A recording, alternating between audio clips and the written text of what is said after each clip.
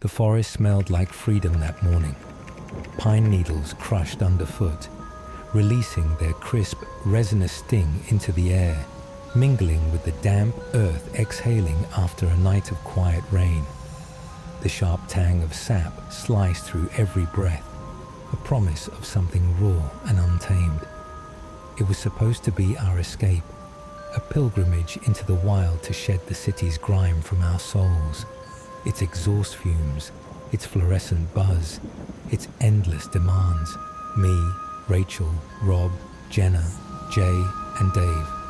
6 of us, a tight crew forged in the furnace of high school, now 23, and desperate to prove we could still outrun the monotony of adult life, the soul-crushing weight of rent checks and 9-to-5s. We'd planned this camping trip for a year, sketching trails on greasy napkins over cheap beers in dive bars, dreaming of campfires spitting embers into a sky untainted by streetlights, of stars so bright they'd burn away the past decade. I remember the weight of my pack digging into my shoulders as we set out, heavy with canned chili, a dented stove, and a naive optimism that felt invincible. My boots sank into the trailhead's mud, thick and cold, sucking at my soles like it was welcoming me home, or marking me as its own. The others laughed, their voices bouncing off the trees. Rachel's high-pitched giggle cutting through the stillness, Rob's gravelly sarcasm grounding it, Dave's dumb one-liners landing like pebbles in a pond. It felt right. Perfect even. I should have known perfection's just the universe's way of setting you up for a sucker punch, a cosmic bait and switch that leaves you bleeding in the dirt. The trail started easy, a gentle climb through a cathedral of evergreens, their branches knitting a canopy so dense it turned the sunlight into golden coins scattered across the forest floor. My lungs burned clean with every inhale. The city's smog, a distant memory replaced by air so pure it almost hurt. We moved at a steady clip, packs swaying like pendulums, the rhythm of our steps sinking into some unspoken pact, a silent vow to leave the world behind. The woods were alive but subtle. Birds chittered in the distance, their calls faint and fleeting, while leaves rustled overhead, whispering secrets in a language I couldn't decode. The ground beneath us was a tapestry of moss and roots, springy one moment, slick the next, forcing us to watch every step. By late afternoon, we'd covered maybe 8 miles, winding through shallow ravines where the air grew cool and heavy, then up soft rises that made your calves ache just enough to remind you you're alive. The forest stretched endlessly around us, a green labyrinth swallowing us whole, its silence both comforting and oppressive. We stopped in a clearing, a cozy nook tucked under a low ridge, the ground carpeted with moss so thick it begged you to lie down and forget the world. I dropped my pack, the straps leaving red welts on my shoulders, and flopped onto the earth, the cool dampness seeping through my shirt. I pulled a soggy PB&J from my bag, the bread mushy but sweet, a small rebellion against the wilderness. The others sprawled out too, Jenna stretching her legs with a groan that echoed her city-soft exhaustion, Rob cracking open a water bottle with a grunt, Jay sketching jagged lines in the dirt with a stick, lost in his own head. Dave, ever the clown, stood up after a minute, brushing crumbs off his jeans like he was prepping for a stage exit. "Gotta take a leak," he announced, winking like it was a grand performance, and sauntered off toward a cluster of trees, his boots crunching louder than necessary. We barely looked up, too caught in our own bubbles. Big mistake, one I'd replay in my head 1,000 times, each iteration sharper, crueler. The forest held its breath for a moment, the stillness wrapping around us like a blanket, until the first scream hit like a thunderclap, shredding it to pieces. Raw, guttural, It wasn't just sound. It was a physical thing, clawing into my skull, yanking every nerve to attention, a primal alarm that bypassed thought and went straight for instinct. My sandwich fell into the moss, a soggy casualty, as my heart slammed against my ribs. "Dave," I yelled, voice cracking, scrambling to my feet so fast I nearly tripped over my own pack. The others were up in an instant, eyes wide, breaths hitching, Rachel's hands flying to her mouth, Rob's jaw tightening, Jenna's face draining to a sickly white. We crashed through the underbrush, branches snapping against my arms like brittle bones, thorns snagging my sleeves and tearing tiny rents in the fabric. The air turned hostile, thick with the scent of crushed ferns and something darker, something metallic I couldn't place yet. 30 yards out, we found him, crumpled in the dirt like a discarded doll, hands clawing at his leg, a rusted bear trap clamped around his ankle like some medieval torture device dragged from a nightmare. Blood pooled beneath him, dark and slick, soaking into the earth in a spreading stain, the metallic stench hitting me like a slap, hot, coppery, alive. His screams had dulled to gasps, each one a ragged plea, his face a mask of sweat and pain, pale as death under the dappled light. The trap's jagged teeth bit deep, flesh torn open in wet red ribbons, bone glinting white through the mess, like a grisly secret the forest had kept until now. My stomach lurched, bile burning my throat, threatening to spill out as I stared, rooted to the spot. Jenna dropped beside him, hands trembling so bad they fluttered like trapped birds, muttering, oh God," in a loop, a broken prayer to a deity that wasn't listening. Rob paced, swearing under his breath, son of a bitch, a caged animal with no target to strike. Jay just stood there, frozen, staring like he'd seen the devil himself rise from the earth, his sketch stick still clenched in his fist. I forced myself closer, knees shaking, each step a battle against the urge to turn and run. The trap was ancient. Rust flaked off its edges in brittle shards, the chains snaking into the ground, anchored to a stake buried so deep it might have been there since the forest was born. A relic of some long-dead trapper's malice. The metal was pitted and stained, a dull brown red that could have been rust or blood or both, and it creaked faintly under Dave's thrashing, a sound like a dying animal's last breath. Who leaves something like that out here? Some hunter's sick joke, abandoned to rot until it found Dave's leg, or something worse, something that wanted it found. My mind spun, grasping for logic where there was none. Jay snapped out of his trance, kneeling beside Jenna, his calm a stark contrast to her panic. "I've seen these before," he said, voice steady, but hands shaking as he traced the trap's edges, blood smearing his fingers like war paint. "There's a release, just gotta find it." Dave's whimpers cut through the air, sharp and desperate, each one a needle in my spine.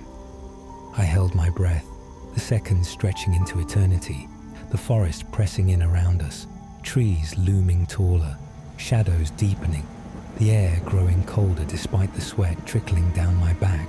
Jay's fingers fumbled, slick with blood, until he found it. A rusted lever caked in dirt, half hidden under the trap's cruel jaws. "Hold him," he barked, his tone clipped, commanding. Rob and I lunged forward, pinning Dave's shoulders to the ground, his thrashing nearly knocking me off balance, his strength fueled by pain and fear. Jenna gripped his hand, whispering reassurances I doubt he heard. "It's okay, Dave. We've got you." Her voice trembling as badly as her fingers, Jay pressed the lever with both hands, grunting as it resisted, muscles straining under his flannel shirt. Then it gave. The jaws sprang open with a sickening clank, metal grinding on metal, and Dave screamed again, a sound that drilled into my bones, raw and unfiltered, echoing off the trees like a banshee's wail. His leg was free, but God, the damage, flesh shredded into a pulpy mess, blood pulsing out in rhythm with his heartbeat, pooling faster now, a dark mirror reflecting our horror. I looked away, wishing I hadn't seen, wishing I could unsee the white of his bone, the red of his ruin. We hauled him back to the clearing, his weight sagging between Jay and me, a dead man's drag that pulled at my shoulders and soul. His blood dripped onto my boots, warm and sticky, seeping through the laces, marking me with every step. The forest floor sucked at my soles, reluctant to let us go, each squelch a reminder of what we'd lost. Jenna ripped open her first aid kit with shaking hands, pulling out bandages that looked pitifully small against the carnage, wrapping his leg in frantic loops. The white gauze turned red in seconds, a blooming flower of failure, the blood soaking through faster than she could wind it. "Stay with us, Dave," she pleaded, her voice cracking, tears streaking her dirt-smudged face.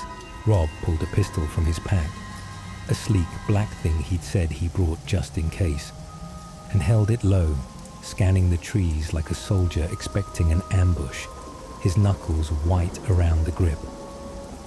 The campsite plan was dead, a child's fantasy crushed under the weight of reality. Dave needed a hospital, and the car was less than a day's hike back. 8 miles of hell we'd have to cross with a dying man, and whatever else was out there. We ditched most of our gear, tents sagging in the moss, cookware glinting in the fading light, dreams of s'mores and laughter abandoned like offerings to appease the woods. We grabbed only what we needed to move fast, water, the kit, Rob's gun, and started back, Jay and I supporting Dave, his arms slung over our shoulders, his head lolling against me, pale and clammy, his breath shallow and ragged.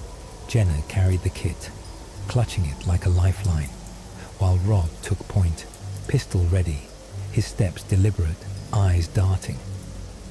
The forest's peace was gone, replaced by a suffocating dread that pressed against my chest, thickened the air with something I couldn't name. Anger, maybe, or hunger, or the weight of eyes we couldn't see. Every snap of a twig, every rustle of leaves made my heart slam against my ribs, a drumbeat of terror I couldn't silence. The woods didn't want us here anymore. They'd tasted blood and liked it. We made decent time at first, adrenaline pumping through us like jet fuel, turning fear into motion. The trail blurred beneath us, roots tripping at our feet, branches clawing at our faces, as if the forest itself was fighting to keep us.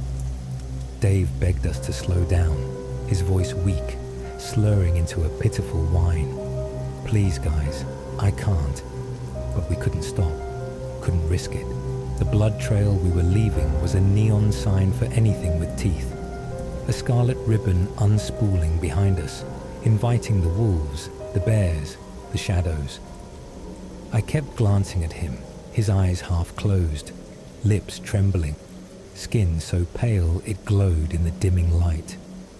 "Hang on, man," I muttered, more for myself than him, my voice hoarse, throat dry as ash.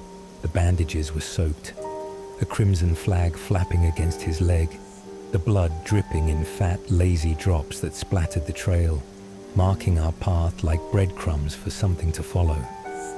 My arms burned under his weight, muscles screaming, but I didn't dare let go. Letting go felt like giving up, and I wasn't ready to bury him yet.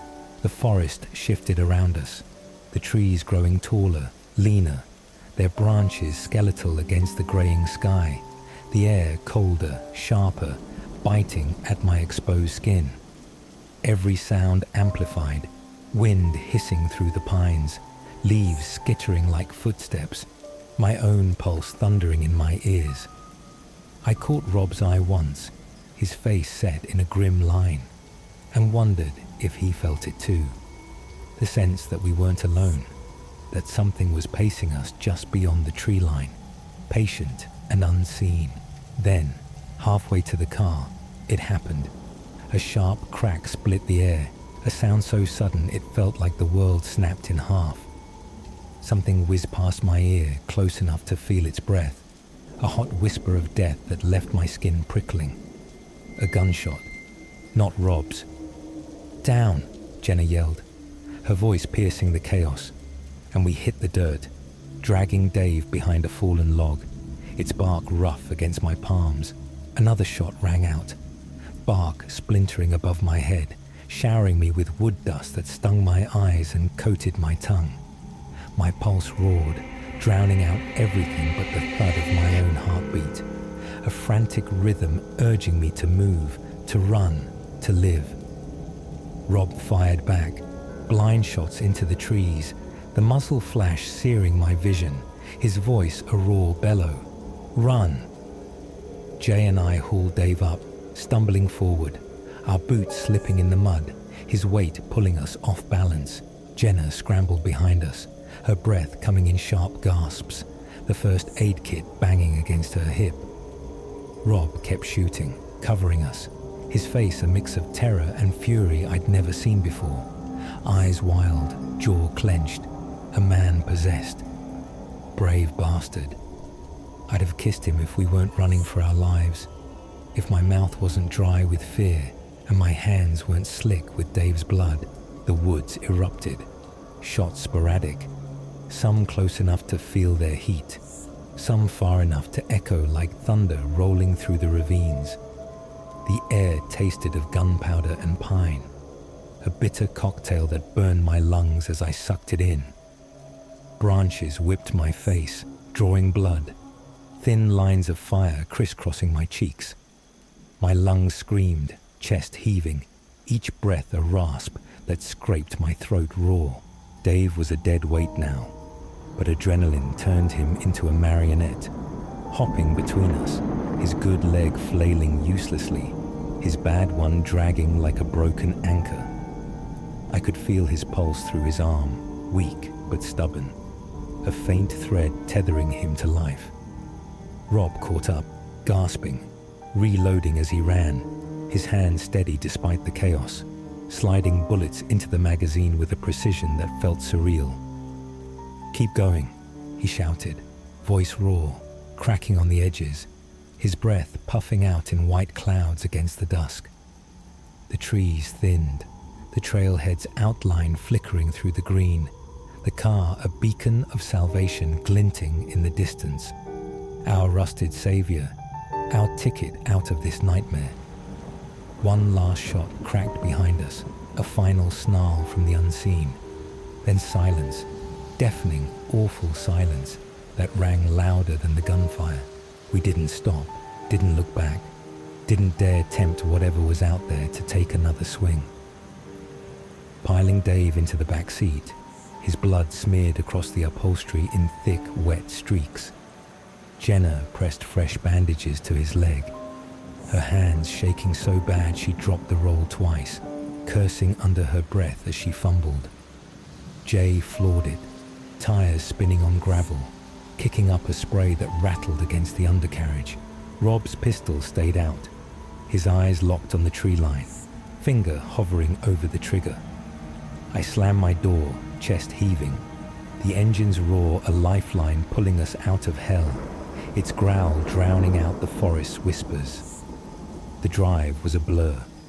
30 miles to the nearest town, a twisting ribbon of road cutting through the forest like a snake trying to shake us off its back. No cell signal, no bars on my phone, just the endless stretch of asphalt and the trees pressing in on both sides, their branches clawing at the sky like skeletal hands. Dave groaned in the back, alive but fading, his blood pooling on the floorboard, sticky under my boots, a warm, viscous reminder of how close we'd come. We talked to him, nonsense mostly. "You're gonna be fine, man. Just stay with us." Tell us about that girl you met last week, huh? Anything to keep him awake, to keep his eyes from fluttering shut. His responses were mumbles, slurred and faint, each one a knife in my gut. That little voice in my head wouldn't shut up, whispering he was done for, that we'd lose him before the hospital lights hit us, that the forest had claimed him and we were just delaying the inevitable. I shoved it down, focusing on the hum of the tires, the sting of sweat in my eyes, the cold metal of the door handle under my palm. The road curved sharply, Jay's knuckles white on the wheel, the car swaying as we took corners too fast, gravel pinging against the chassis.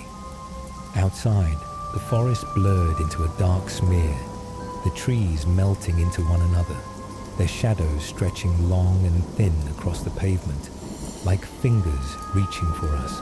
I kept glancing back at Dave, his head slumped against Jenna's shoulder, her hands stained red, her face a mask of determination and dread.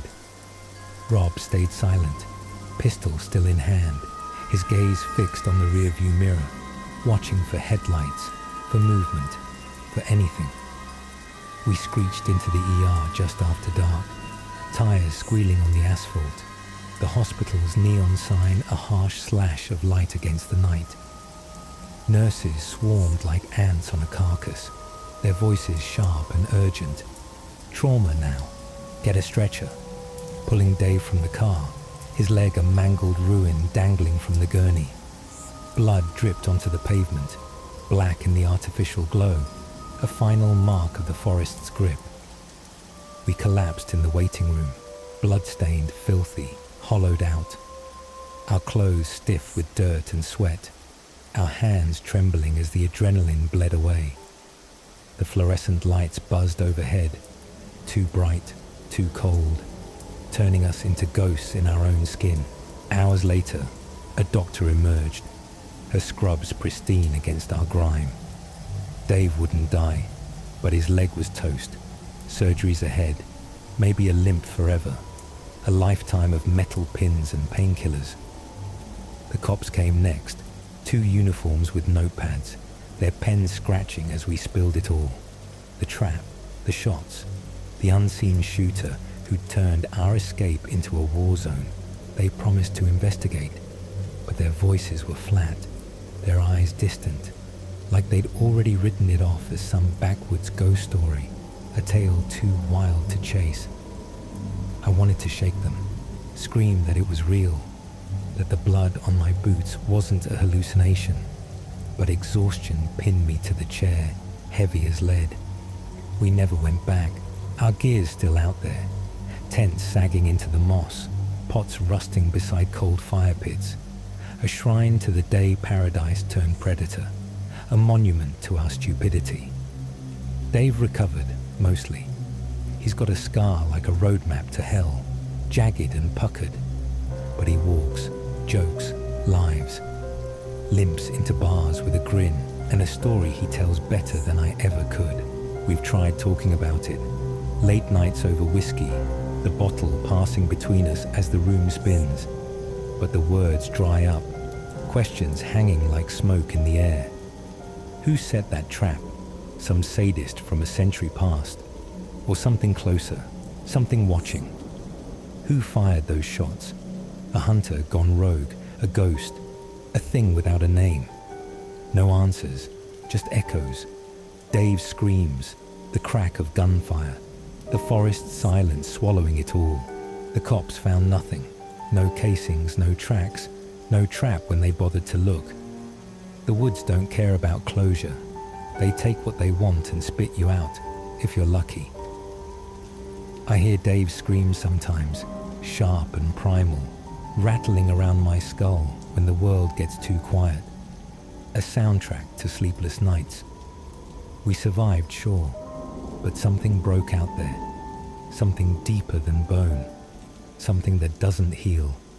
A crack in the soul that widens with every memory. And the kicker? I still catch myself wondering if the forest let us go, or if it's just waiting, patient as death, for us to stumble back into its jaws. The weeks after were a haze.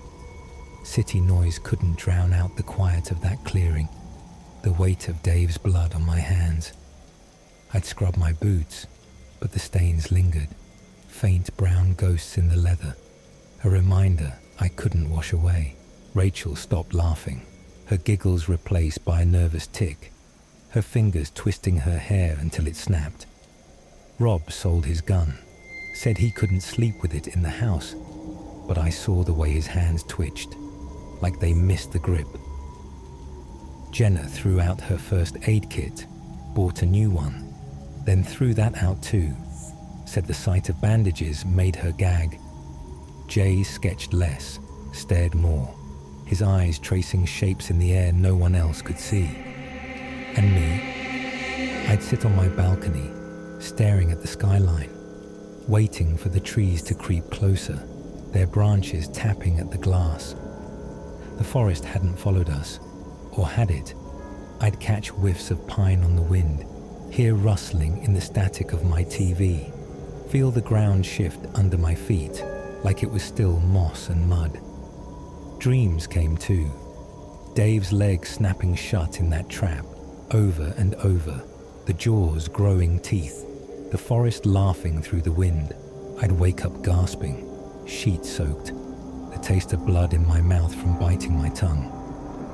One night, months later, I drove out to the edge of town, where the suburbs fade into woods. Not our woods, but close enough. I stood at the tree line, the air cold and still, the scent of sap curling into my lungs. I didn't step in, didn't dare, but I listened, really listened. The silence was alive, a hum beneath the surface, a pulse I couldn't shake. Something moved out there, a shadow among shadows, too quick to catch, too real to dismiss. I turned back, heart pounding, and swore I heard it. A faint clank, metal on metal, distant but deliberate. A trap resetting? A gun cocking? Or just my mind, cracking under the weight of what we'd seen? I don't know. I don't want to know. But I keep my boots by the door, laces tied, just in case. Just in case the forest decides it's not done with me yet. Well, there you have it. Our first tale of terror from the woods, where a camping trip turned into a blood-soaked sprint for survival.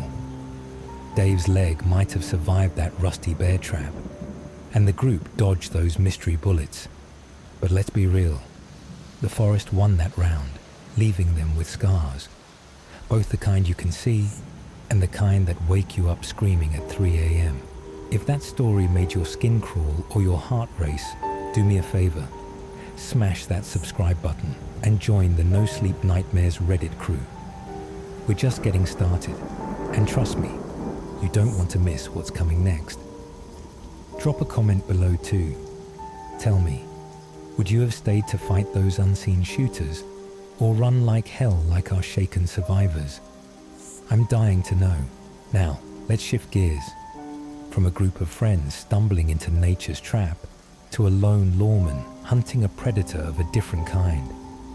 Our next story takes us deep into the Patan wilderness, where a former US Marshal thought he'd seen it all, until the birds started dropping dead, and his partner started twitching like a marionette with cut strings.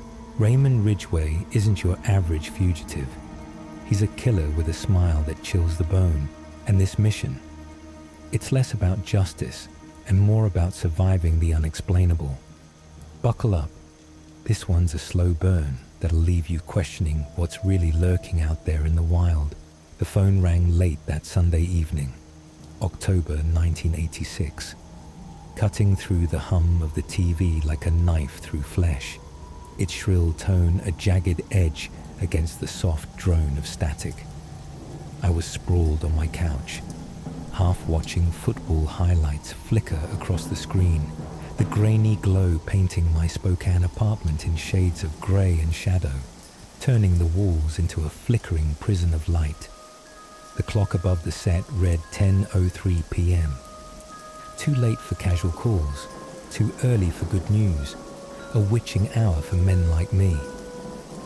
4 years as a deputy U.S. Marshal in the Eastern Washington District had carved that lesson into my bones. Late-night rings meant blood, badges, or both. I slid across the cushions, the leather creaking under my weight like an old man's groan, and snatched the receiver from its cradle, the cold plastic biting into my palm. My supervisory deputy's voice crackled through, clipped and dry as autumn leaves skittering across pavement. Be at the federal courthouse, 8 a.m. sharp, task force briefing. No details, no pleasantries, just a time and place, the way it always went when something big was brewing, a storm gathering on the horizon. I hung up, the dial tone buzzing in my ear like a swarm of flies over a corpse, and felt the familiar itch crawl up my spine, a restless twitch that whispered of trouble ahead. Task force meant fugitive, and fugitive meant danger, usually the kind that ended with blood on someone's hands, staining the dirt or the soul. Mine, theirs, didn't matter. The job didn't care who bled, only that it got done. I should have known this one would be different though. Should have smelled the rot beneath the pine, heard the silence screaming louder than any gunshot, felt the weight of eyes I couldn't see. But back then, I was still dumb enough to think I'd seen it all. That 4 years of chasing ghosts and killers had armored me against the unknown. What a fool I was. Morning broke cold and grey, the North Cascades looming beyond Spokane, like a wall of teeth against a sky bruised with clouds, their peaks jagged and unyielding, promising nothing but hardship. I drove to the courthouse, tires hissing on wet blacktop, the sound a low hiss like a snake coiling to strike, the wipers smearing rain across my windshield in lazy, hypnotic arcs that blurred the world into a watercolor smear. My service pistol sat heavy in its holster, a Colt 45 that had seen more action than I liked to admit. Its grip worn smooth by sweat and fear, its barrel etched with the ghosts of men I'd put down. My badge gleamed dully on my chest, a tin star marking me as the law's blunt instrument, a tool forged to break what wouldn't bend. The building loomed ahead, a squat block of concrete and justice, its edges softened by the drizzle, and I met my SD at the door. Tompkins, a grizzled bastard with a face like weathered granite, lines carved deep by years of bad coffee and worse decisions, his eyes sunken and sharp, windows to a soul that had seen too many bad endings. He nodded once, a curt jerk of his chin, and jerked his thumb toward the stairs, his boots scuffing the linoleum as he led me up. The second-floor conference room was already thick with bodies and tension, the air stale with the scent of sweat, gun oil, and burnt coffee. Half a dozen marshals from my district milled around, their duty rigs creaking like old leather, coffee cups steaming in their hands, the vapor curling up like spirits escaping the grind. I spotted an FBI special agent too, Brooks, a lanky guy from the local field office, all sharp suits and sharper stares, leaning against the wall like he owned the damn place, his tie a slash of red against the grey. Then the door swung open again, hinges groaning, and the room filled out. More marshals from Seattle, state troopers in crisp khaki that smelled faintly of starch, a pair of Spokane PD detectives with tired eyes and rumpled ties, their faces etched with the exhaustion of too many late shifts. The air buzzed with small talk, caffeine kicking in, voices overlapping in a low hum, until the chief deputy marshal strode in, flanked by an assistant U.S. attorney in a skirt suit that screamed DC, her heels clicking like a metronome of authority. The chatter died fast, swallowed by the weight of his presence. Chief Hargrove, a bear of a man with a voice that could crack stone, his broad shoulders filling the doorway like a storm rolling in. He set his coffee on the podium, the mug thudding dully against the wood, cleared his throat with a rasp that echoed in the silence, and got to it. Listen up. We've got a high-priority apprehension. This one's a bastard. He flipped open his notes, the pages rustling like dry bones clattering in a grave, his thick fingers stained with nicotine. Fugitive's name is Raymond Ridgeway, 42, 6'2", lean build, red hair, dark brown eyes, burn scars on his palms, tattoos on his hands and fingers, skulls, snakes, the usual psycho ink. Wanted on 4 counts of homicide, 2 in Idaho, 2 in Oregon, plus 2 murders of federal officers after he ambushed a pair of FBI agents last year. A murmur rippled through the room, low and uneasy, a current of dread passing from man to man. Hargrove paused, letting it sink in, his eyes scanning us like a predator sizing up prey, then went on. He's armed, dangerous, and doesn't blink at killing badges. But don't let that fool you. He's smart, cunning, unstable as hell. An animal with a brain. You forget that, you're dead. I swapped a glance with Carter, a Seattle Marshal beside me. Young, cocky, all buzzcut and bravado, his lips twitching into a smirk that didn't reach his eyes, a mask for the nerves I knew were churning beneath. The Assistant U.S. Attorney, Ms. Langley, her name tag said, stepped up, passing out folders thick with intel, her heels clicking like gunfire on the tile, each step a punctuation mark to Hargrove's words. He tapped the projector, a relic that whirred to life with a groan, and a topographic map flared onto the wall. The Patan wilderness sprawled out in greens and greys, Ula Peak circled in red like a bullseye painted in blood. This is our target zone, he said, jabbing the map with a finger thick as a sausage, the paper crinkling under the pressure. Patan wilderness, near the Canadian border, needle in a haystack, but a hunter's tip and an FBI flyover pinned him to Ula Peak. 8,500 feet up, steep as hell, snow's already falling. He's likely holed up in a cave near the summit, biggest of 3 up there. Probably alone, but he's had time to dig in. He flicked off the projector, the room snapping back to harsh fluorescence that stung my eyes, washing out the map's ominous contours. Joint Op, Marshal's lead, FBI for jurisdiction, troopers for support, Spokane PD for local ties. We're going heavy, full tactical, long guns, chopper on standby. Warrant says apprehend or neutralize, dead or alive. Ridgeway doesn't slip this time.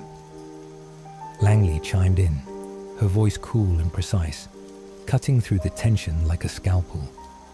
Legally, you're covered. Federal warrant, murder charges filed, AG's green-lit lethal force if he engages. He's a clear danger. Witnesses, ballistics, the works. Make it clean. Hargrove nodded, his jowls shifting.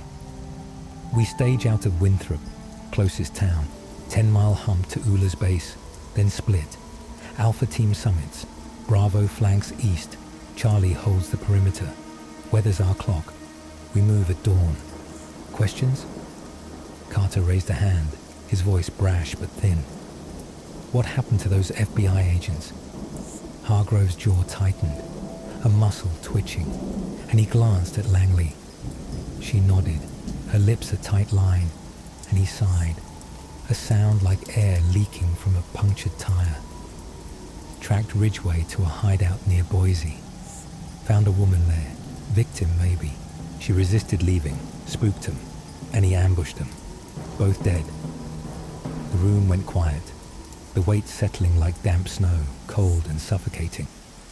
Hargrove clapped once, the sound sharp as a gunshot. Gear up, Winthrop at dawn, go. The convoy rolled out at first light, a line of black SUVs and trooper trucks cutting through the morning haze. Highway 20 stretching west like a scar across the Cascades. its asphalt glistening with overnight rain. The air was heavy with mist that clung to my jacket as I stepped out at the trailhead. An unmarked dirt clearing, a rusted sign half buried in slush, its letters faded to illegible scratches. Ula Peak towered ahead, its snow-streaked face a jagged shadow against the clouds, daring us to climb, its silhouette a predator's grin against the pale dawn. We split into teams, Alpha with me, Carter and Torres, a wiry vet with a smoker's rasp and hands steady as stone. Bravo and Charlie fanning out east and below, their shapes swallowed by the fog. Rifles slung, radios crackling with static bursts.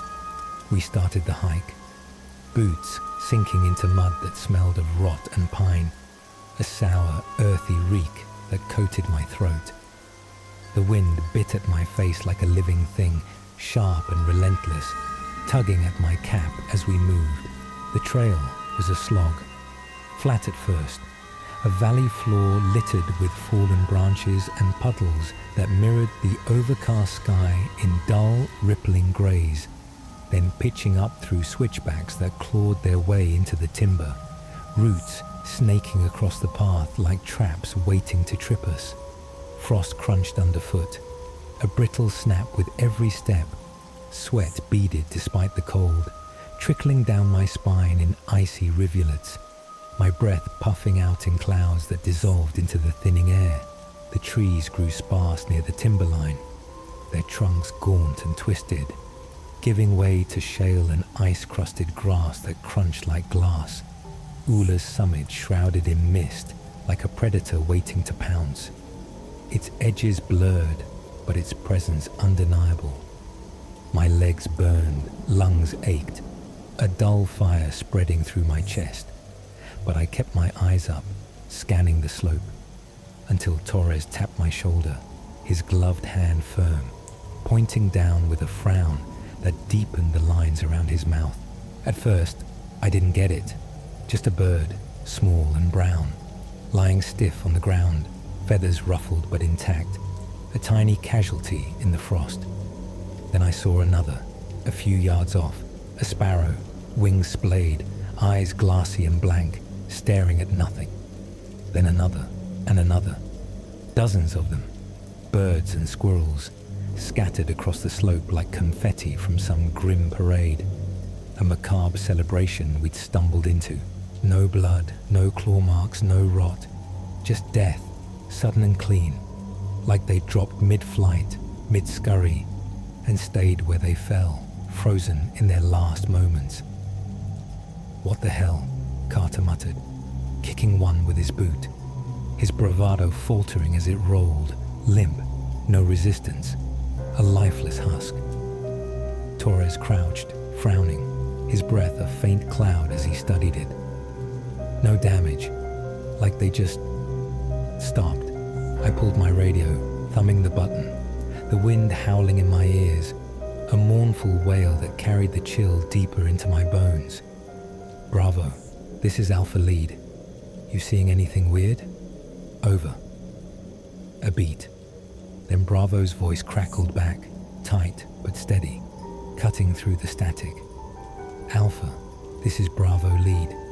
Yeah, dead birds, squirrels, couple marmots, east flanks littered, no blood, no marks, like they fell out of the sky. You got that too?" "Over." I glanced at Torres, his face hardening, then at the nearest corpse, a finch, fresh among the frost, its beak parted as if mid-song, its tiny chest still. "Same here," I said, my voice steady despite the knot in my gut. "Dozens, all the way up. Any theories?" "Over." A longer pause, the static stretching taut. "Negative, Alpha. No clue. Flagged it to Charlie, but Chief says push on. Ridgeway's priority. You good?" "Over." I looked at my team. Carter's smirk gone, replaced by a twitch at the corner of his mouth. Torres's jaw set like he was chewing on the mystery, the dead stretching around us like a warning etched in flesh and feather. "Roger. Bravo. We're moving." Keep us posted. Alpha out. I clipped the radio back, nodding, my breath catching the cold. Summit's the play. Eyes sharp, weapons hot. Let's go. We climbed again, boots crunching through snow and over stiff bodies, the unease sinking deeper with every step, a cold weight settling in my chest. The air grew thinner, colder, the wind a low moan that carried the sour tang of something I couldn't place. Decay, maybe, or something older, fouler, a stench that lingered like a bad memory. My rifle felt heavier, the strap digging into my shoulder, my fingers numb around the grip, the metal icy against my skin. The slope steepened, shale sliding underfoot, threatening to send us tumbling back into the dead below, a cascade of rock and bone. By midday, we hit the base of Ula's face, a sheer wall of rock and ice staring us down, daring us to keep going, its surface slick with frost that glinted like teeth in the weak light. The clouds hung low, thick, swallowing the peak in a shroud that pulsed with menace, a living thing watching us climb. We crested the final rise, boots sinking into a crust of snow that cracked like brittle bones, and reached a flat shelf a few hundred feet shy of the summit. The wind eased here, blocked by a ridge of granite, its edges worn smooth by time, and ahead loomed the cave, a jagged gash in the rock, 10 feet wide, half hidden by a slab of stone that jutted like a broken jaw. It was the only shelter up there, the obvious spot for Ridgeway to hole up, a black moor that seemed to breathe, exhaling damp and cold, its edges sharp enough to cut. Charlie's team emerged from the east, their shapes ghostly in the mist, rifles glinting faintly, and Bravo's radio crackled confirmation. They were close, their voices tinny and distant. I signaled Alpha to spread out. Rifles raised, moving low and quiet toward the entrance, my heart thudding against my ribs, a drumbeat of dread I couldn't shake, each pulse a reminder of the dead we'd left behind.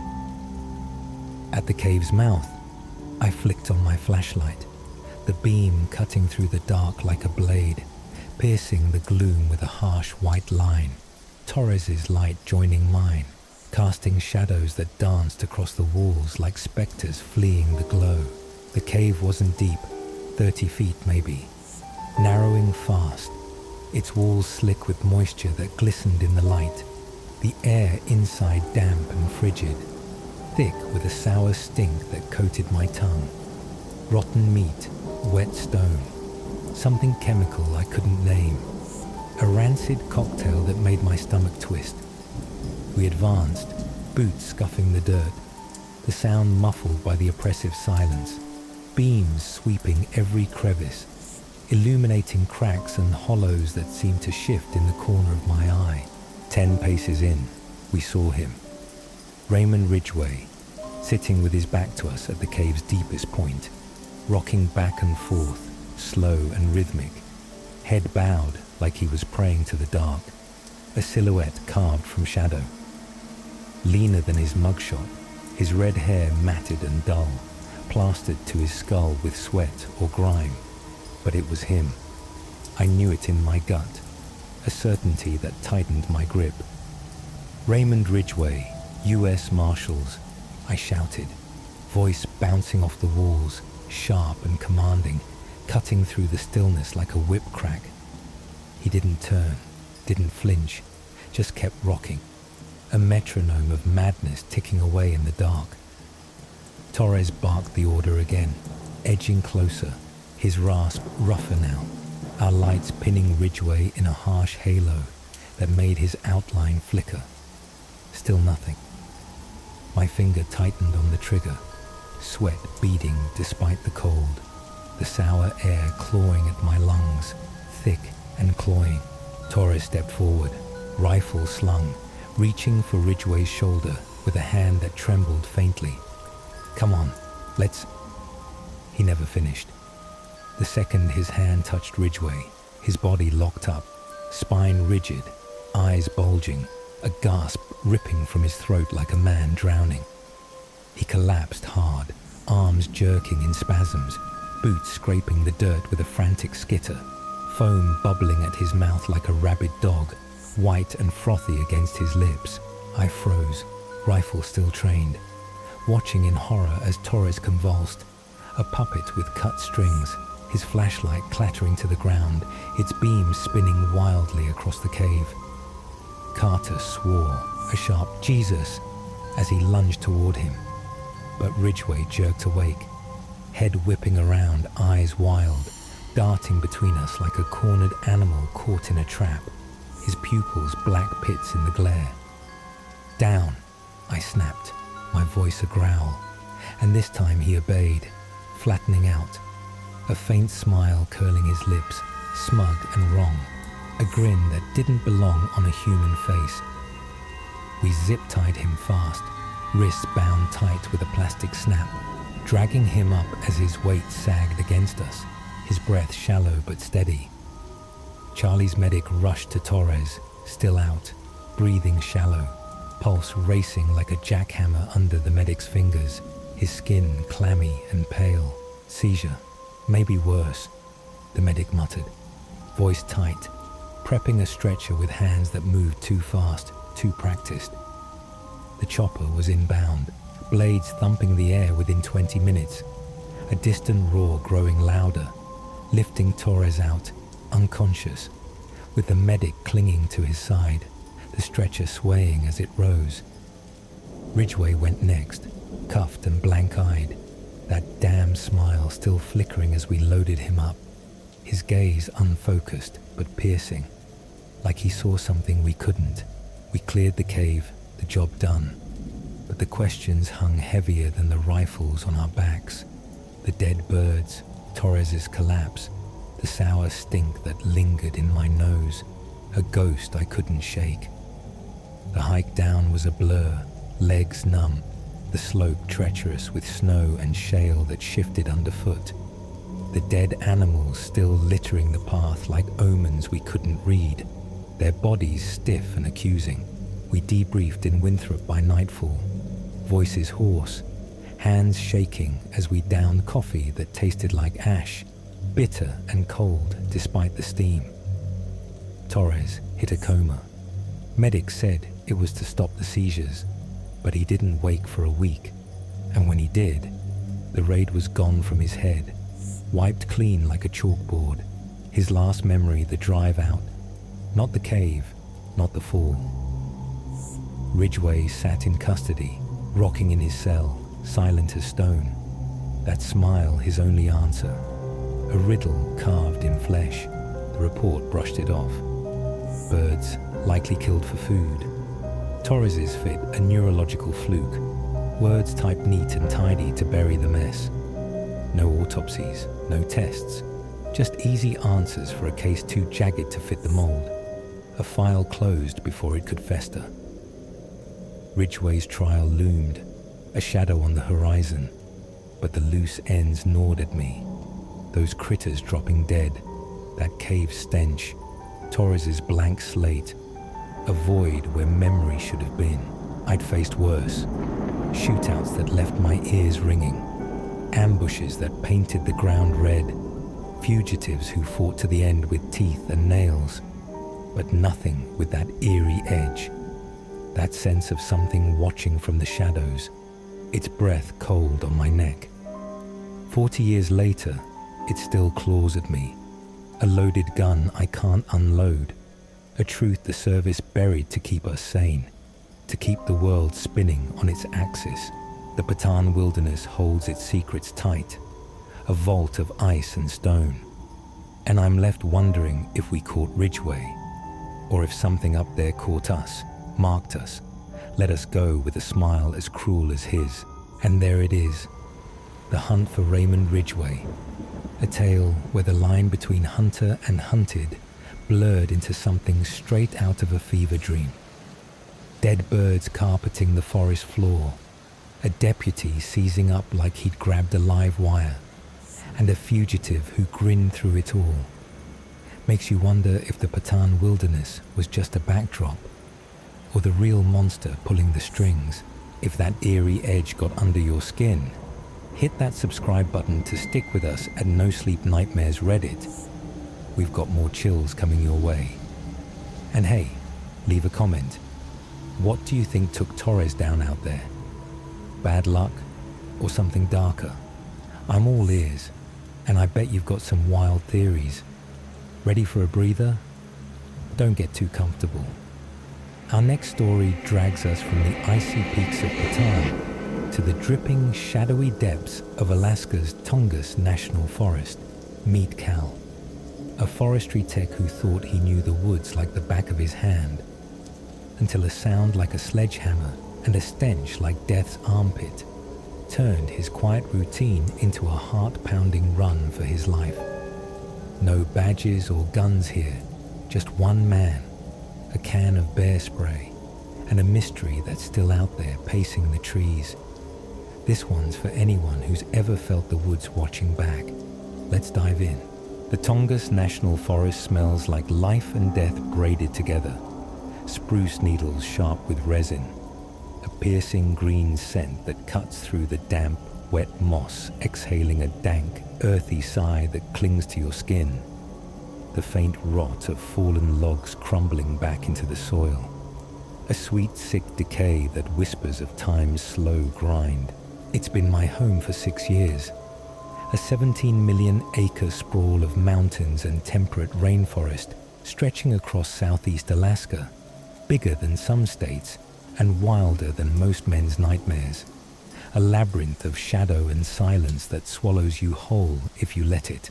I'm Cal, a forestry technician, and I didn't come here chasing ghosts or glory. Just a job that'd keep me outside, far from the concrete cages of cities, their exhaust fumes choking the air, and the drone of fluorescent lights that buzz like a headache you can't shake.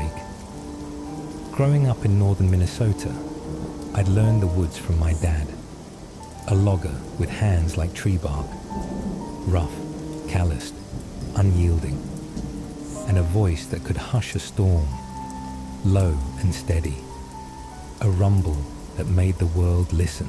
He taught me to spot a sick pine from a healthy one by the droop of its needles, to hear the wind's secrets in its hiss through the branches, to feel a squall coming in my bones, a dull ache that never lied.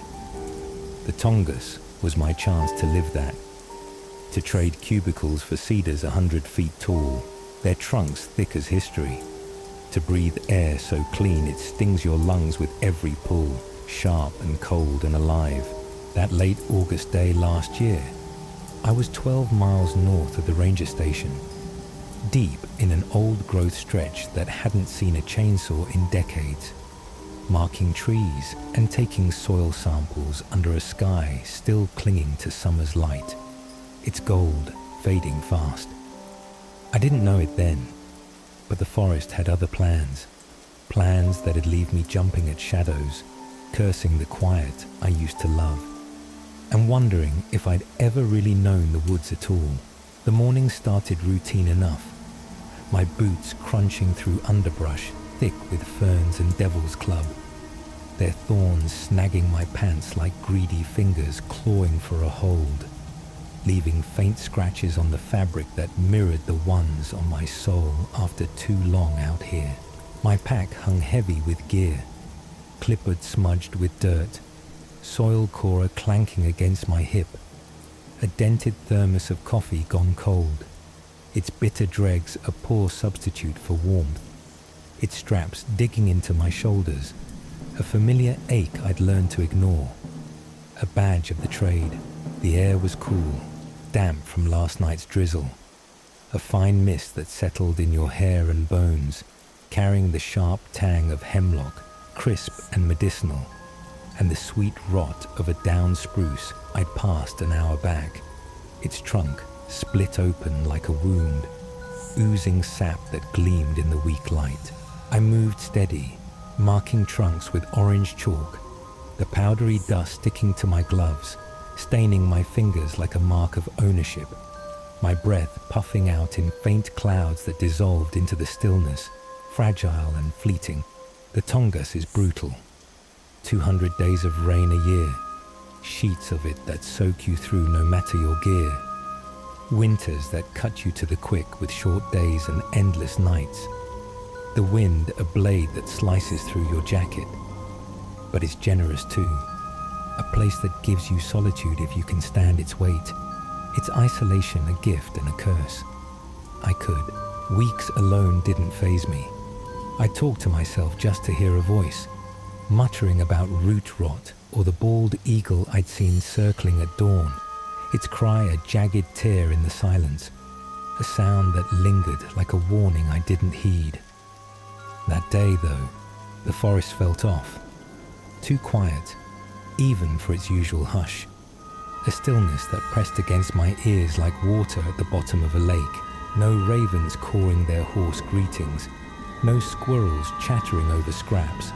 Just the gurgle of a creek a half-mile west and the rustle of leaves overhead. A whisper that sounded less like wind and more like something listening, something waiting. I shook it off, chalked it up to fatigue. 12 hours on my feet will play tricks on a man, right? Wrong. The Tongass doesn't play tricks. It lays traps, and I was already caught. By late afternoon, my legs were lead, heavy and sluggish. My boots caked with mud that sucked at every step. A slimy weight dragging me down like the forest wanted me to stay. The sun hung low, painting the canopy in golden shadow, stretching the trees' silhouettes into claws across the ground, their edges sharp enough to cut if you stared too long. I decided to wrap up by that creek I knew, small, unnamed, cutting through the forest like a vein, its banks soft with moss and gravel. A quiet spot I'd used before to rinse the day off my boots, eat whatever I'd packed, and head back before dark swallowed the trail whole. I found it easy enough, the water's murmur guiding me through a thicket of spruce and ferns, their needles brushing my face, leaving a sticky resin that smelled sharp and alive, a scent that clung like a second skin. I dropped my pack on a fallen log, its bark peeling away in damp strips, sodden and soft, and sank onto it, the wood creaking under my weight, a groan that matched the one in my chest.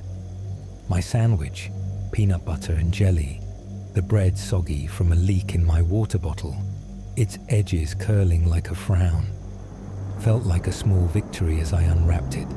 The rustle of foil loud in the stillness, a defiance against the quiet.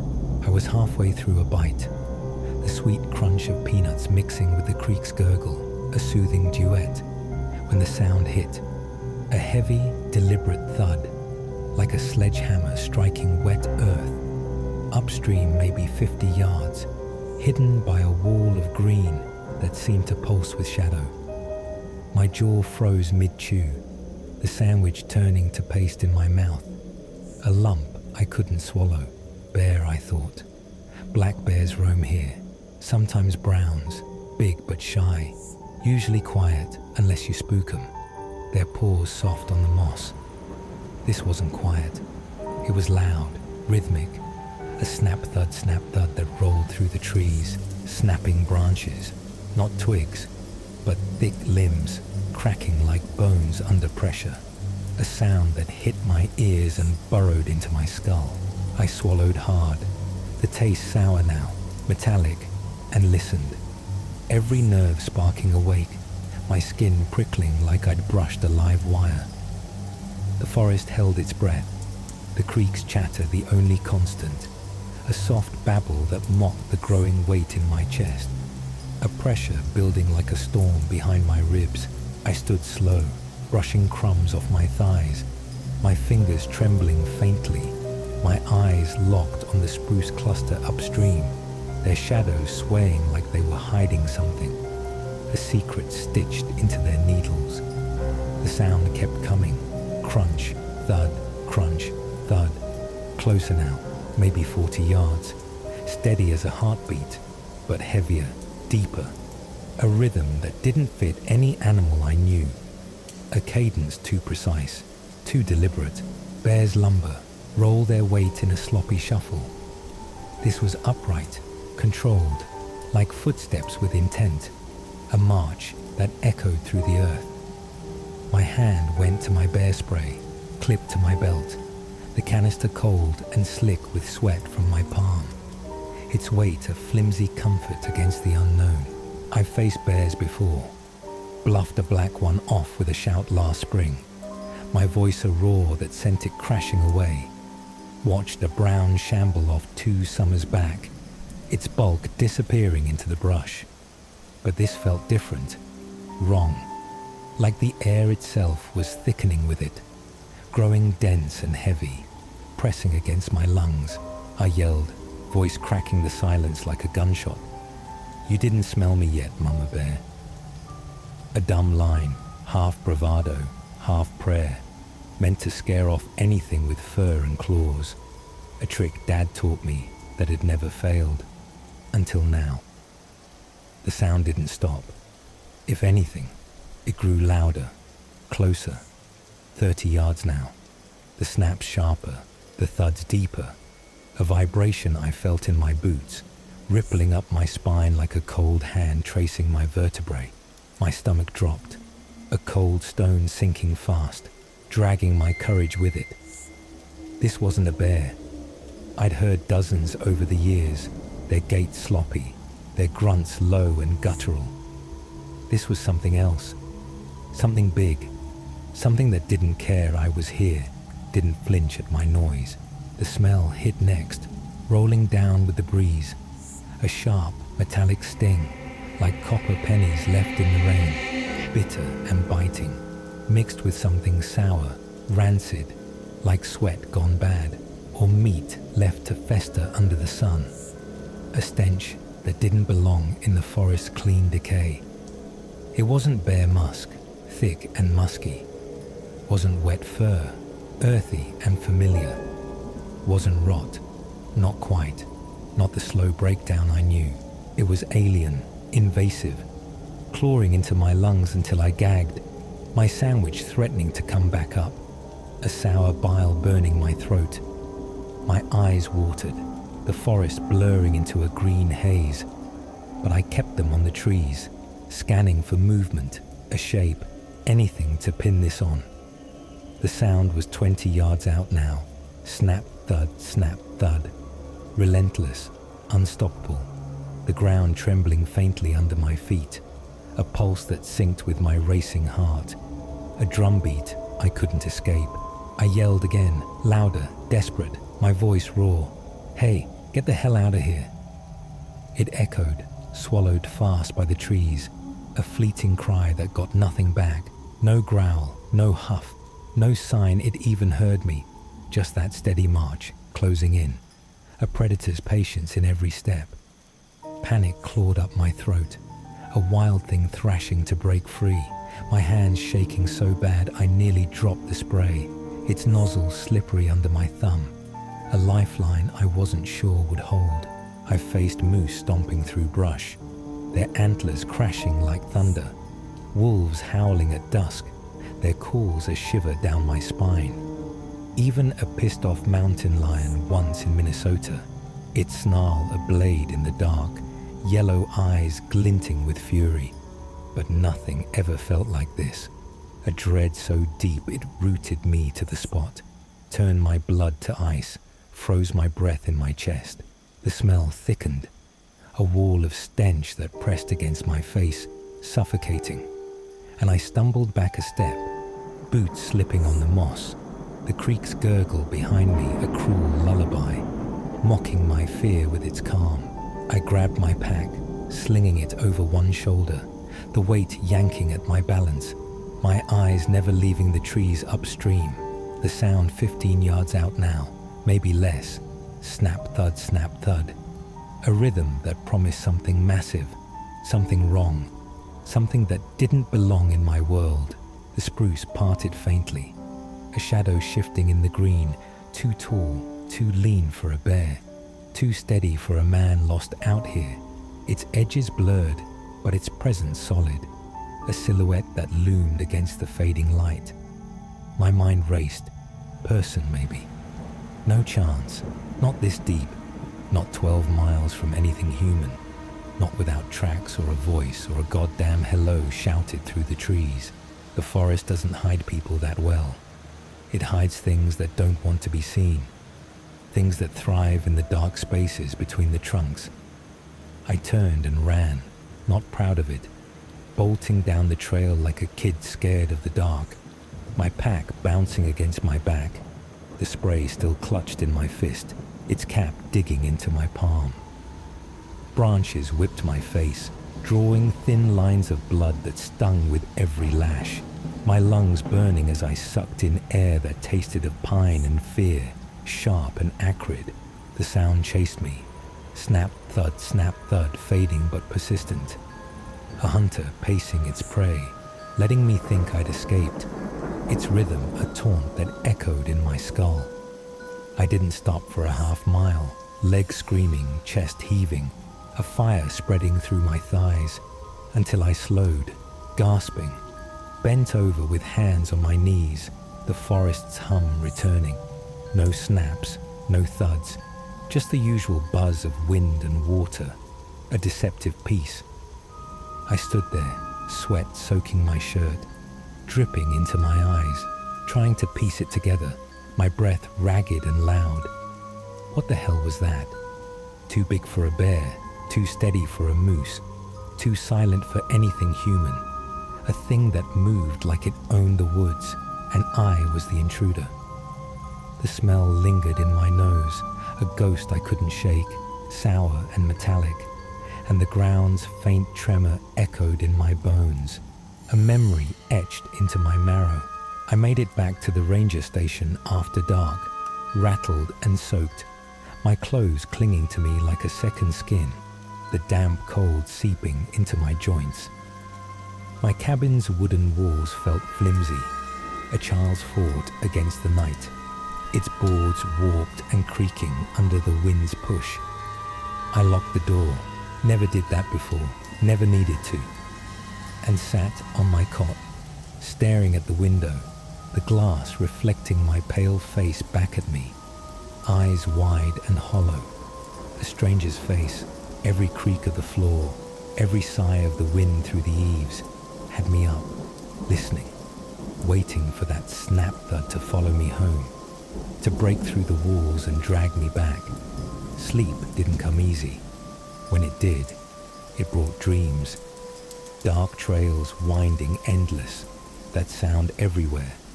A shadow looming just out of sight, its stench choking me awake, thick and suffocating. I jolt upright, gasping, sheets tangled around my legs, the taste of that sour metal reek on my tongue, real as the sweat on my skin. Morning found me bleary, half convinced I'd imagined it. Dehydration, exhaustion, a brain playing tricks after too long alone. A rational man's excuse for the irrational.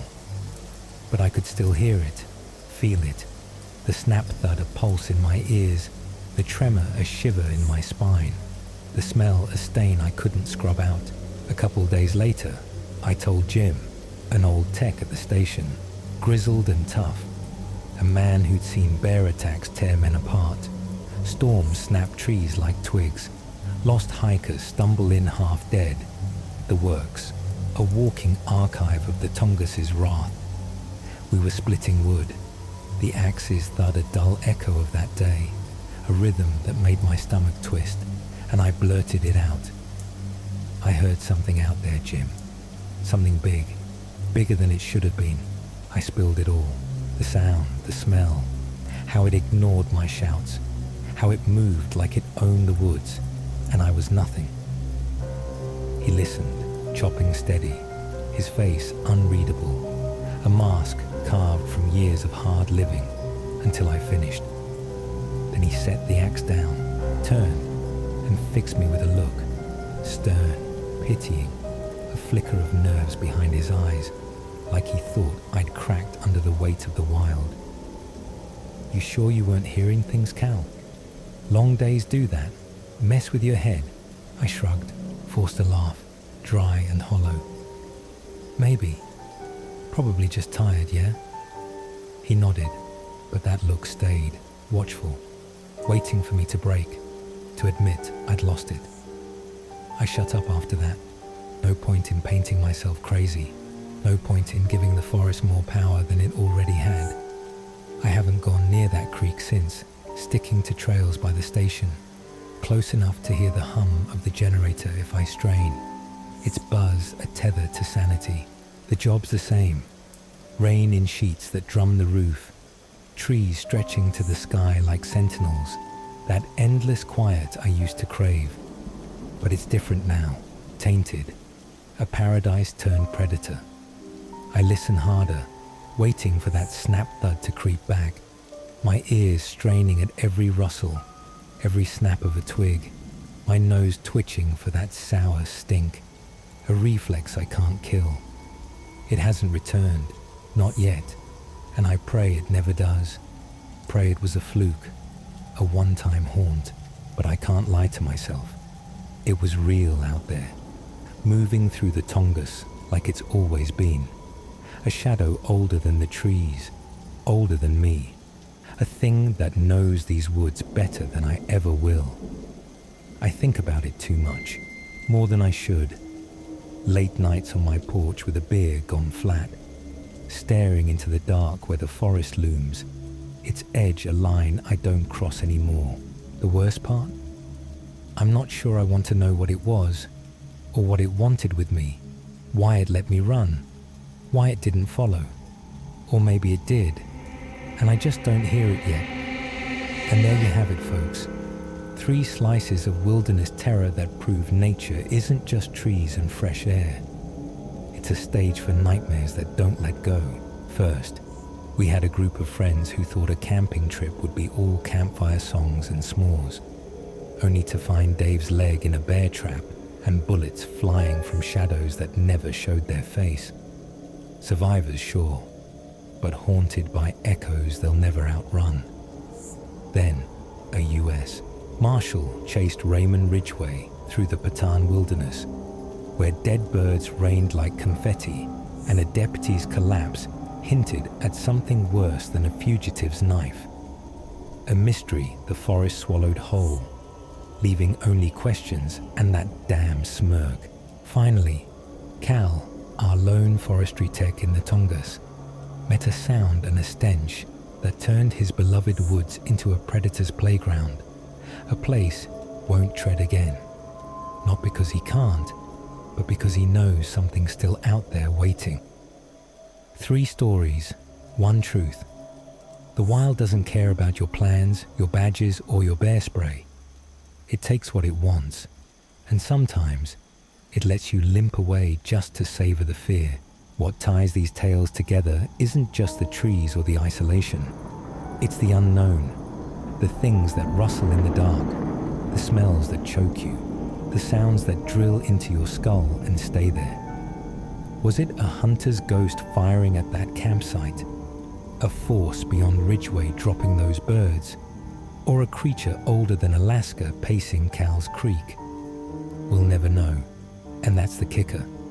The woods don't owe us answers, just like they don't owe us mercy. They're a graveyard of secrets, a canvas for dread, and if you're lucky, you'll walk out with a story instead of a scar, or worse, nothing at all. So if these tales left you checking your locks, or rethinking that weekend hike, hit that subscribe button and join us at NoSleep Nightmares Reddit. We've got plenty more to keep you up at night. Drop a comment too. Which of these got under your skin the most? The trap, the twitch, or the thud? I'm betting you've got a favorite, and maybe even a theory or two. Let's hear it. The forest might keep its silence, but we don't have to. Stick around, because the next nightmare's already lurking, and trust me, you won't see it coming.